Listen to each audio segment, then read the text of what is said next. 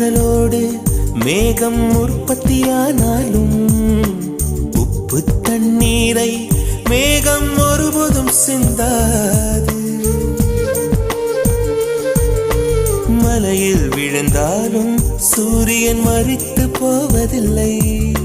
நிலவு கூலியூட்டி தன்னை நீட்டித்துக் கொள்கிறதே. மேகமாய் நானும் மாறேனோ, அதன் மேன்மை குணங்கள் காண்பேனோ. சூரியன் போல